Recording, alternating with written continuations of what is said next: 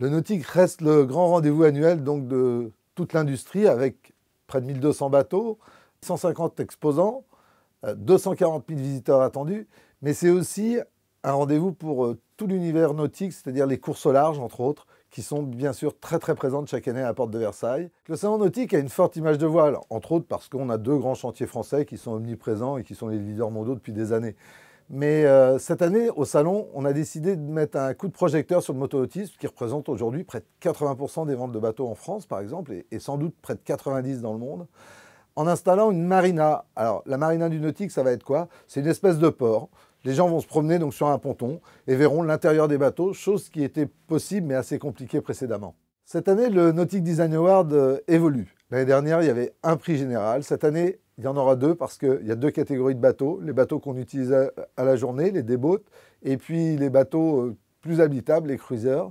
Donc deux prix avec un jury toujours de haute qualité puisque l'architecte Odile Deck reste la présidente et Philippe Stark est l'un des membres de ces jurys. Le nautique, outre tous les équipements qui sont exposés, est un lieu d'expérience.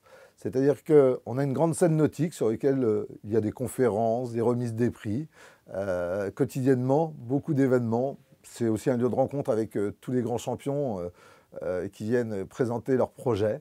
Il y a un grand bassin avec 500 tonnes d'eau où il est possible de faire du wakeboard, du stand-up paddle, de la planche à voile. On a des bassins avec des maquettes, où il est possible de faire un petit peu de bateau dans Paris, ce qui est quand même une très bonne chose. On a le Nautic Café, beaucoup d'événements. Et puis il y a un événement extérieur qui est le Nautic Sub Paris Crossing, qui lui se tiendra le premier dimanche du salon. Pour sa 5e édition, le Nautic Sub Paris Crossing, donc la traversée de Paris en stand-up paddle, s'agrandit encore, puisque de 300 compétiteurs l'an passé, on passe cette année à 400 compétiteurs.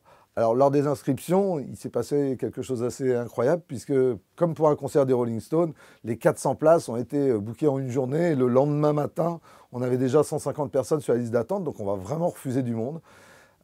400 personnes donc, qui vont se lever à l'aube, qui vont se mettre à l'eau, Paris sera encore dans la nuit, et puis qui vont partir pour une aventure de 11 km au travers de Paris. On va passer au pied de Notre-Dame, à côté du Louvre, au pied de la Tour Eiffel.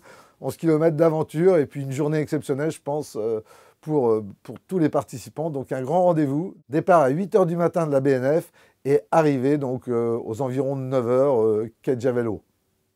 Le Nautic, ce sera bien sûr l'occasion de retrouver toutes les grandes courses avec notamment la remise des prix donc, de la route de Rome qui se tiendra le premier samedi. À Volvo Ocean Race, qui viendra de partir, la Barcelona World Race qui partira le 31 décembre.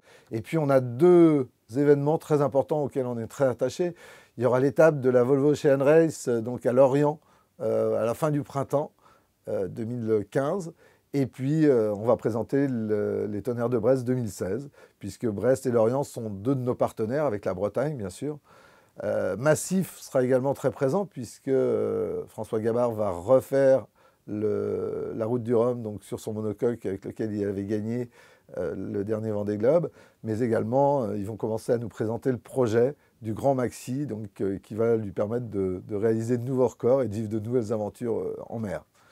Et puis on retrouvera, ce sera aussi l'occasion de présenter au grand public quelque chose qui aura été présenté pendant le Mondial de Auto, la nouvelle Renegade de Jeep. Cette année encore, Team France, donc le projet français pour la Coupe de l'Amérique, avec 3 marins de renom, puisque ce sont Franck Camas, Michel Desjoyaux et Olivier de Kersauzon donc, qui portent ce projet, fera une conférence de presse durant le salon. Le nautique est le rendez-vous de fin d'année, celui qui est immanquable pour tout ce qui est nautisme. Les événements sur place, des expériences à vivre, des événements à l'extérieur. Donc rendez-vous du 6 au 14 décembre à Paris, porte de Versailles.